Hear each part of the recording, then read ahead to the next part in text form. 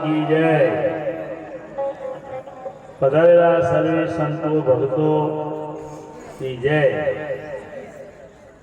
आज खरेखर श्री मुकामे शंकरराम ने केसरबेने जे सत्संगનો માહોલ રચ્યો ખરેખર ધન્યવાદની પાત્ર છે।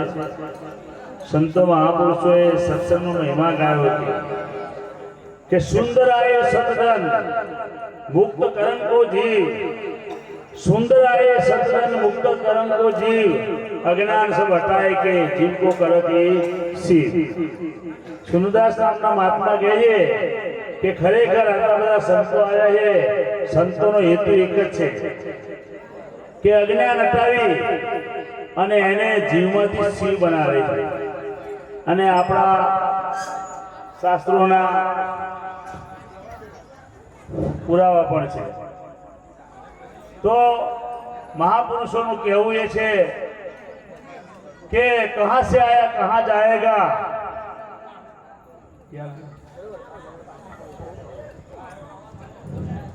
कहां से आया कहां जाएगा, कहां तुम अभी कहां रहना, तेरा तारू ठेकाणું तुझ बताओ, अंदर छो के बाहर, ક્યાંથી આવ્યો ક્યાં જવાનો અત્યારે ક્યાં છે એ તું અંદર છો કે બહાર એ તારું ઠેકાણું તું બતાવી દે।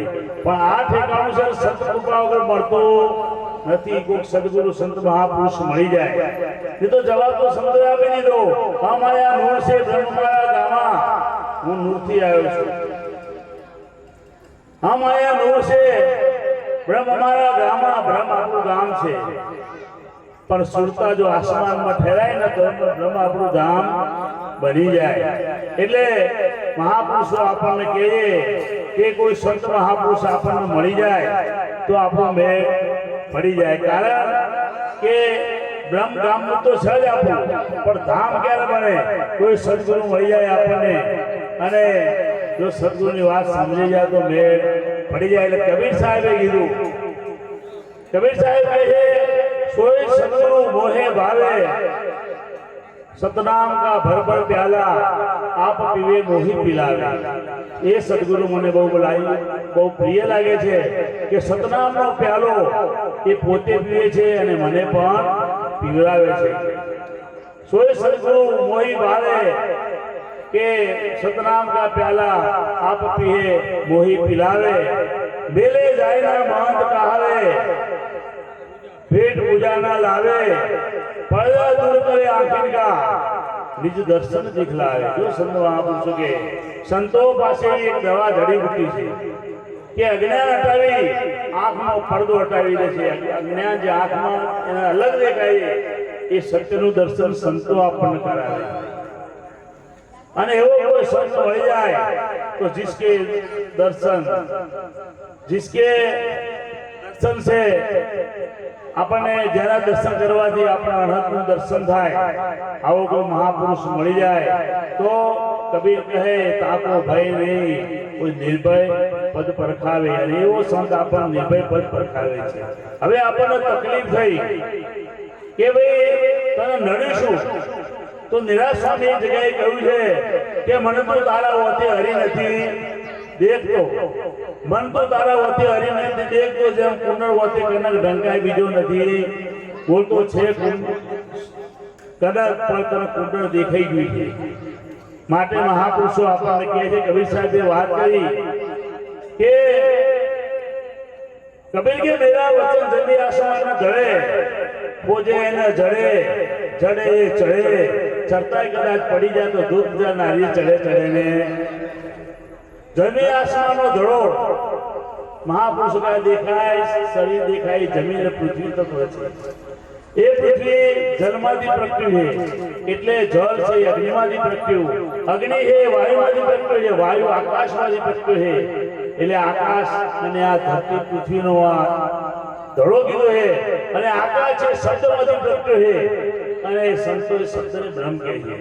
એટલે કબીર સાહેબે કીધું કે એ સત શબ્દ છે ધરણી અંકાશા, એ સત શબ્દ છે પવના પાણી, એ સત શબ્દમાંથી જ ધરણી અને આકાશ બન્યા, એ સત શબ્દમાંથી પાણી અને પવન બન્યા છે। સત શબ્દ છે સૂર્ય અને ચંદ્ર, એ સત શબ્દમાંથી સૂર્ય અને ચંદ્રનું પ્રાગટ્ય થયું છે। સત શબ્દ છે વેદ અને વાણી, સત્સંગમાંથી આ વેદ અને વાણી પ્રત્યા છે. સત્સંગ છે કે નર और नारी, सत्संग से शिष्य और गुरु और शिष्य है. सत्य समझ है न्यारी, सत्संग सती पार है सती वारे. सत्संग को बिरला पावे. कहे कबीर सत्संग का पारखो लाखों में को एक नजरे आवे. આવી સંતોએ વાત કરી તો સત્સંગની આપણે સંતો મહાપુરુષો વાત જ કરતા હોઈએ, પણ આપણે વાત લક્ષમાં લેતા નથી. જો એની વાત મીરા સ્વામીએ કરી, બાપુ સાહેબે, કે ના બ્રહ્મ ના ચોથું પદ વિનાશ, ચોથા પદનો ભેદ જોડે હરિનો દાસ. આપણે નામ બ્રહ્મમાં જ રમીએ છીએ, પણ ચોથા પદમાં જવાની કોશિશ કરતા નથી. એટલે કબીર સાહેબે વાણી દ્વારા કહ્યું કે જૈસે ધરણી અંબર કી મજા, જે ધરણી અંબર એટલે આ કાયા, એક વિચારી એક સમજ્યા. આ એક વસ્તુ છે સાહેબ, એક જ વિચાર એક જ સમજાય. जैसे दृष्टांत केवू कि जैसे स्फटिक शिला को हाथी, जैसे स्फटिक शिला को हाथी ऐसे भ्रम भ्रम को साथी. કે જેમ પથ્થરમાંથી હાથી બનાવ્યો હોય, પણ હાથી જોયા પછી એના પગ છે, એનું નાક છે, એનું મોઢું છે, હાથી છે, પણ હાથી એ નથી કે પગે નથી કે માથું એ નથી. હકીકતે જોવો તો પથ્થર છે. એમ મહાપુરુષો કહે છે કે શબ્દ કો દર્શન અનુમાના. આ શબ્દનો કૂવો એટલો બધો થઈ ગયો છે ને કે અનુમાનનો કૂવો થઈ ગયો. હકીકત દેખાતી નથી. કે જળ સ્થળ એક સકલ એક ही બ્રહ્મ સમાના. જળ અને સ્થળમાં એક જ બ્રહ્મનું દર્શન છે. માટે મહાપુરુષો કહે છે તો આનો ઓળખ. એ સંતો એટલે સંતોએ કીધું કે જીવન પાંચ તત્વ અંદર ગુણ છે 25 લેજે વિચારી. મંથન કરજે ને મૂળમાં તત્વ લેજે તારી. એનું મૂળ તત્વ તું ગોતી લેજે.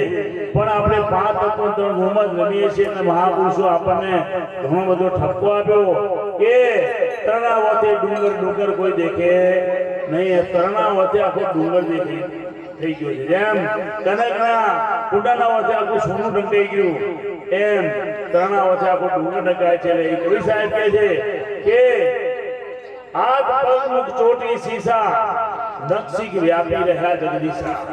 हाथ पग मुख चोटी शीशा, नक्शिक व्यापी रहा जगदीशा. के रोम रोम में ब्रह्म की रेखा, जित देखो तित ब्रह्म की ही देखा. याद तो तारी सुरता समझમાં જશે જશે ને જશે. પણ આપણે ગુરુએ ભજને આપ્યું હોય છે. જો ભજનનો મહિમા કઈ એક સંતની અનેક સંતો ગાયા છે.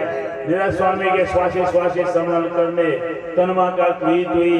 शान गुरु की सत्य है देखो दिल दर्पण में. तारा घटना जो પણ ભજન થી તું તારા ઘટમાં ઉતરી શકે, બાજુ ઉતરાવાની કોઈ રીત છે નહીં. એટલે મહાપુરુષો આપણને કે જાગો, જાગશો તો તમારું જીવન ધન્ય બનશે. મનુ જન્મ ફિર કે આના નહીં, बिना ज्ञान मोक्ष पाना नहीं. मिले ज्ञान मार्ग में कबू जगत में, अगर सत्संग में जाना नहीं है. આ મનુષ્ય જન્મ આપણને મળ્યો, વારી ઘડીએ મળવાનો નથી. અને જો આ મનુષ્ય જન્મમાં મનુષ્યનો હેતુ શું છે કે પરમાનંદની પ્રાપ્તિ અને અત્યંત દુઃખોની નિવૃત્તિ. આ 84 ના અનેક દુઃખો ભોગવી ભોગવીને આપણને માનવનો જન્મ મળ્યો. અને આ જન્મમાં જો આપણે ઈશ્વર દર્શન નહીં કરી શકીએ, આપણા આત્મા નહીં ઓળખી શકીએ, તો પછી પાછું એ અત્યંત દુઃખો તો આપણી સામે લાગુ પડેલા છે. માટે આ સંતો છે એ સંતોનો વિશ્વાસ રાખો. કારણ કે સંત દર્શન છે જ્ઞાન નિર્મળ, સ્પર્શ છે પવિત્ર. સંતનું દર્શન કરવાથી આ પવિત્ર થાય. સંત દર્શન છે જ્ઞાન નિર્મળ, સ્પર્શનો સ્પર્શ કરવાથી અંગ પવિત્ર થાય. વચન સુનો તો શ્રવણ પવિત્ર, સાંભળીએ એટલે આપણા કાન પવિત્ર થાય. માટે કેશવ સદાય સંતન કે સંગ. એટલે સંત કે સદગુરુ પ્રત્યે હેત રાખો, પ્રેમ રાખો. ગુરુ કે સંત કે વાતમાં વિચારો. એ વાત કોઈ પોતાના ઘરની કહેતા નથી, છે એનો અનુભવ, પણ છતાંય સંતોનો પુરાવો આપીને વાત કરે છે, આપણે સ્વીકારવી પડે. એટલે ખરેખર ચંદ્રરામ સાહેબે બોલવાની જે તક આપી, બધા સંતોના દર્શન કર્યા, એ બધા શરીર સંતો ભક્તોની જય. બોલો સદગુરુદેવની જય. સરસ.